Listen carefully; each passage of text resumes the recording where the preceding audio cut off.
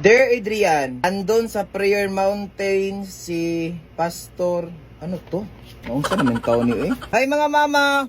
Mustang kifi natin dyan? Good morning! Lapit na magsirado. Aking pagre-review ng sunscreen. Kasi papunta na tayo sa exciting part. Gagawa na sana ako ng mga top 5. May humabol na taga Davao City, brand owner. Pero una to sa mga una, matagal na to nag-PM sa akin. Pero hindi pa niya binigay sa akin kasi gusto niya ipa-FDA notified, FDA approved at SPF tested. Muntik na siyang maliit kasi magsirado na kasi ako sa pagre-review ng sunscreen eh. Pa-review ko ng product, Adrian B please.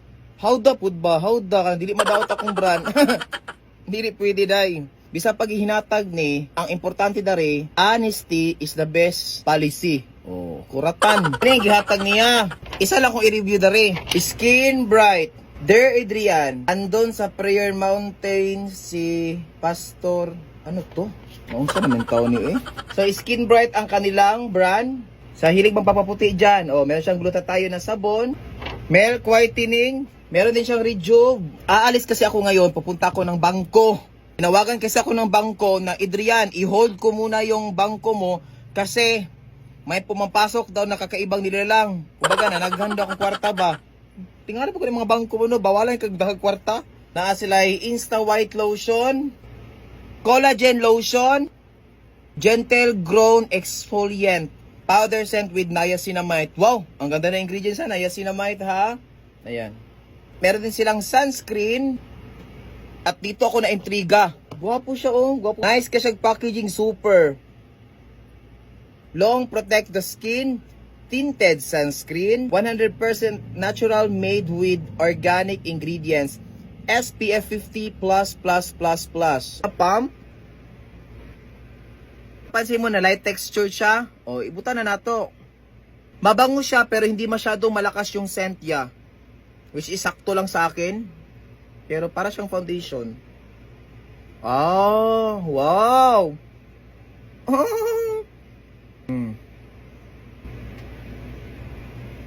Wow.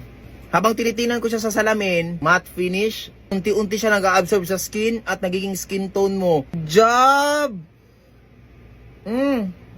Parang wala no? Wow! Ganito yung tone Adapt Rosmar. At ito pa, hindi siya malagkit. Powdery finish siya. Good job, Day! At meron siyang UV filter na gustong-gusto ko, yung zinc oxide at titanium dioxide, which is good sa mga sensitive na skin. Meron din siyang niacinamide para liit ang ating mga pores, malaitin yung ating mga dark spot. Wala talaga akong masabi na dautan. Actually, sarado na ako sa tinted eh. Mabul si Madam, maganda siya. So, ang downside na nito, wala siyang coverage as in zero. It's okay na rin siya no kasi nag-a-adapt siya sa skin talaga ba. I think ito yung tinted na marirecommend ko for morena. At ito naman kanya pag nasa natural lighting ka lang, walang mga ilaw, malapitan. Actually, dapat ang gagamitin ko lang is tinted. At gagamit na lang ako ng lotion today. So, try natin ang kanilang Insta White. Kasi ang mga Insta White talagang alam kong meron yung mga white cast. Walang masyadong amoy. Good. Medyo makapal ang kanyang consistency. Okay din ha. Natural ang pagka-instant white niya ha. Yung pagka-instant white niya natural. Hindi siya yung halata. Pasensya na kagat sa mga aso ha, pero pagka-instant white niya is natural. Aba, ito yung gusto ko na lotion, Day. Para i-rate ko tong tinted na to, 8.5 out of 10. Ito naman sa lotion niya, yung SPF 70, protektado ka na.